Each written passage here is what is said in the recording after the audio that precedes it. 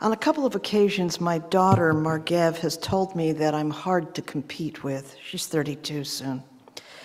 She's struggling to find her purpose in the world, and I seem to have it all together. Huh? And my response is that she should go easier on herself because she's on her own path to discovery, and there's no reason to compete with her mother. She's experiencing me at the age of 69, and if she'd met me when I was her age, she would not have been impressed.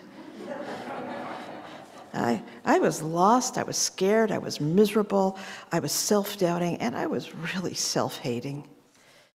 And becoming whole has been a process that has taken years. I don't expect to complete it in my lifetime, but I am thankful that I have lived long enough to have learned some very wonderful lessons. I've become comfortable with myself, and I genuinely feel worthy of love and respect. It has taken a lot of inner work, professional therapy, self-reflection, and life experience to uncover and mold this goddess you see before you. And I'm humble. So who I am becoming now, and how am I becoming more whole? I'm a Jew, I'm a UU, I'm a tiny bit boo, but I consciously feed my soul by meditating, by being part of this beloved community, by walking in the forest, loving my daughter, teaching my students so that they can carry on the work I started, and by seeking wisdom from those who offer it in a loving way. I believe in tikkun olam. It's the concept that the world is broken and it's my job to repair it, but not all by myself, in community with others. I've come to believe that God may or may not exist, and either way, I'm okay with it. I have discovered that there is enormous mystery and wonder in this world, and I try to be open to that. I've learned, too, as the Buddhist spiritual leader Ram Dass used to say, be here now.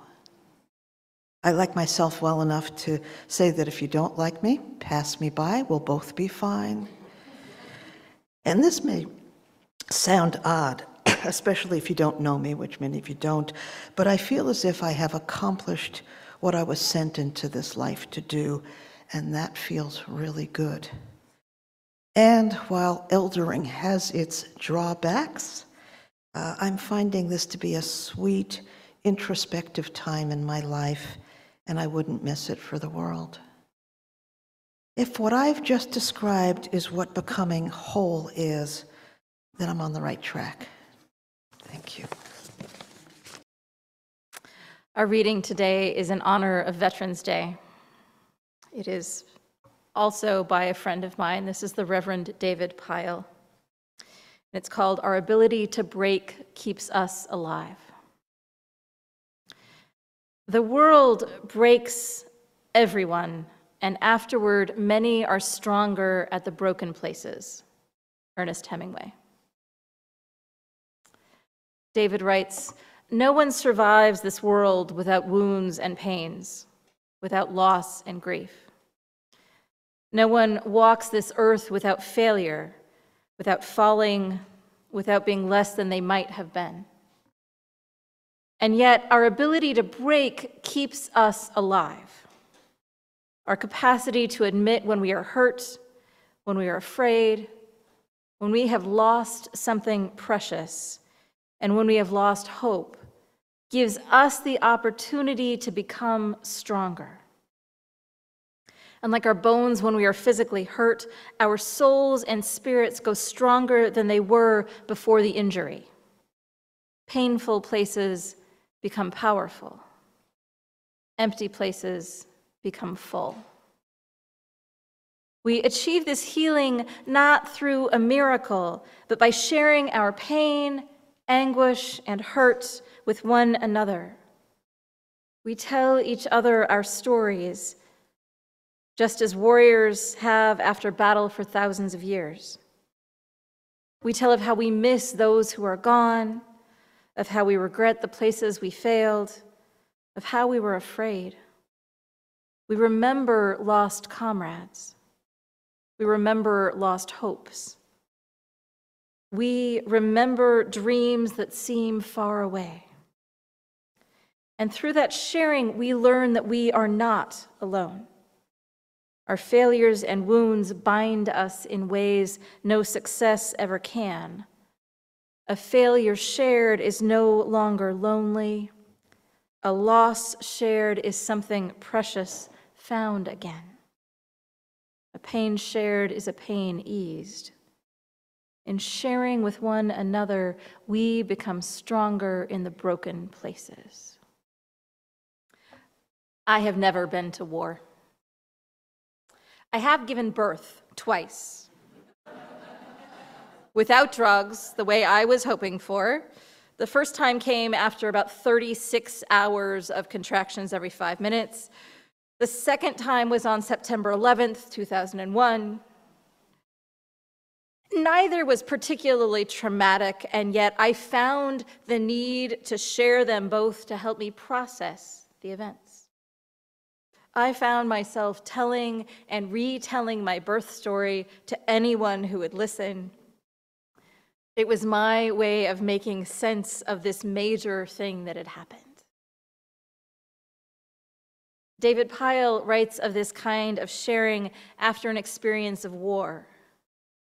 This experience of breaking and coming back together through the act of sharing our stories. He writes, our capacity to admit when we are hurt, when we are afraid, when we have lost something precious, and when we have lost hope, gives us the opportunity to become stronger. This is why we do joys and sorrows in this congregation. This is why we have groups like Amen and Sisters and Daytimers. This is why when you have a big loss or issue in your life, you are encouraged to call your minister. Because if we can't admit that we are hurt or lonely or lost in church, my friends, where can we admit it? I can't even tell you how many people come into a Unitarian Universalist congregation and cry the first 4 or 5 times they are here, especially when we sing Spirit of Life, right? There is something profound about entering a congregation that doesn't tell you that you are broken, a sinner in the hands of an angry God, and God will fix you like that. All you need to do is say, please. But instead, we see that we get to be whole even in our brokenness. We don't have to be perfect. Our job is to strive to be better, and by better, I mean more kind, more just, and more compassionate. That's all we're responsible for, is that trying.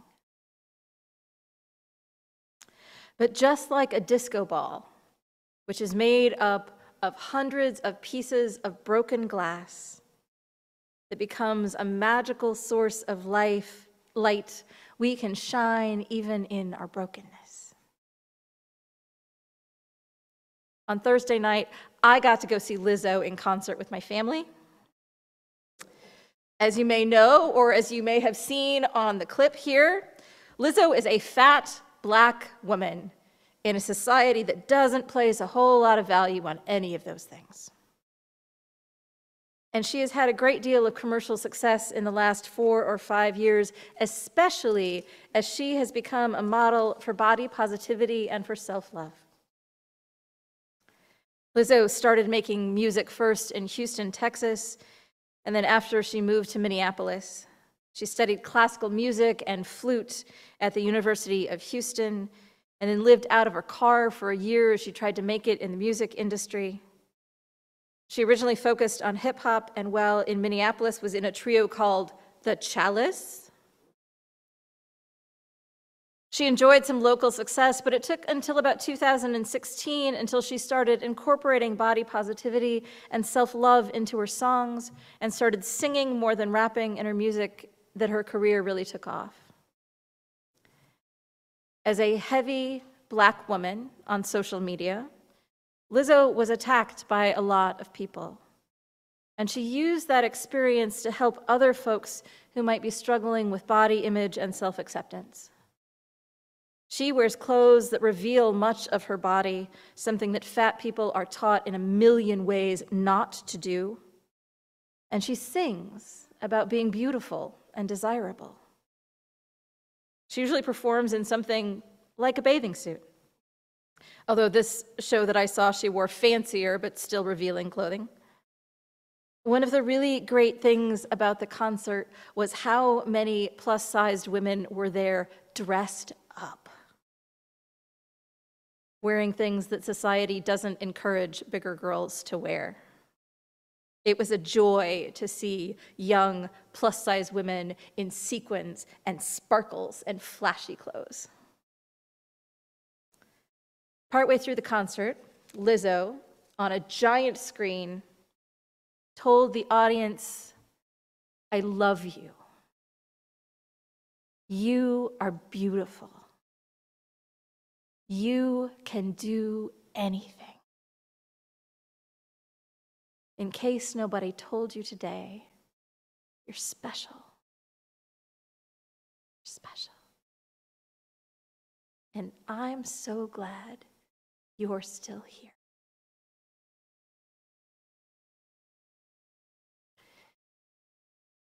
It sounds a little sappy, but I have to tell you that it meant a lot to a lot of women who have been told for years that they were broken, that they aren't beautiful or desired or capable.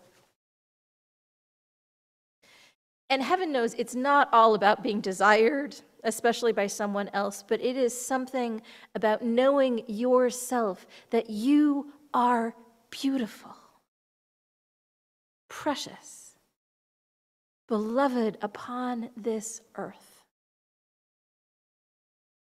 Bodies come in so many shapes and sizes and abilities, and as a society, we have a pretty messed up idea about what constitutes a good body. Do I think you should nourish your body, drink some water, eat some vegetables, move around, and get some exercise in ways that feel good to you? Absolutely. Do I know deep within my bones that you can do all those things and still have a body that society sees as less than? Absolutely. Honestly, one of the nice things about aging, like Joyce said, is caring less about what other people think about me in general, but also about my body. Do I love every single one of the aesthetics of my body? No, not really. Do I think the larger size of my body makes me somehow less than? No, I don't. Do I love my body? Absolutely. I love that it has grown and nursed my kids. I love that it takes me out for walks regularly and lets me see beautiful things. I love that I can dance and hug and hike and swim and scramble over rocks on the beach. I love that it brings comfort and joy to myself and my beloveds. I love my smile and my laugh, and I even like my hair. Thank you. It and I are far from being perfect. But I am whole in all my brokenness. We are all whole in all our brokenness. Kintsugi is the Japanese art of repairing ceramics with visible, often gold or silver repairs that are designed to be seen and designed to improve the aesthetics of the object by making the repair visible and beautiful. But a broader aspect of Japanese culture that illustrates this principle of brokenness and wholeness is the concept of wabi-sabi, or the idea that beauty is in the imperfect. A cup with a crack in it. The patina that comes with age. Moss on a rock. Yesterday, I went to the Japanese gardens in Portland, and that is a place full of wabi-sabi.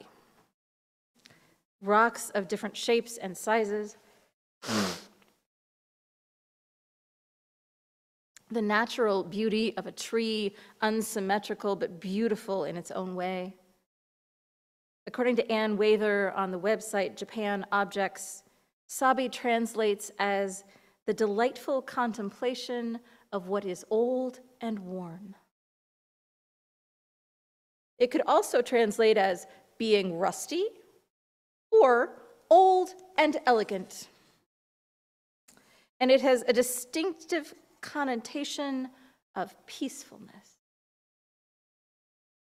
In Japan, wabi-sabi is a feeling more than a concept, and it includes the idea of simplicity and authenticity in everything. According to Wather, the concept of wabi-sabi was developed by Senno Riku, a 16th century Zen monk, who was credited with the modern tea ceremony. And according to legend, Riku went to find and learn from a recognized tea master named Takino-ju. Now, the tea master wanted to test the abilities of this pilgrim who had come to learn from him. And so he said, yes, but first go clean the garden. And so Riku went and he polished the garden, he cleaned it top to bottom, he swept it perfectly. But then before he called the tea master out, he went to a cherry blossom tree and he shook the tree. And sakura flowers fell onto the ground. This touch of imperfection made the scene beautiful. What could we learn from the beautiful imperfections of wabi-sabi? From the idea that we could actually improve with age, become softer and more beautiful, rather than believe that everything after 25 is just downhill. What could we learn from Lizzo or disabled activists embracing the idea that all bodies are good bodies, beautiful and worthy of kindness and respect, even towards ourselves? And what could we learn about sharing our stories of pain, of falling short, of doing harm and asking for forgiveness, and engaging in reconciliation and repair? We are a damn disco ball, my friends. Broken and shining and glorious. May it ever be so. Blessed be, and amen.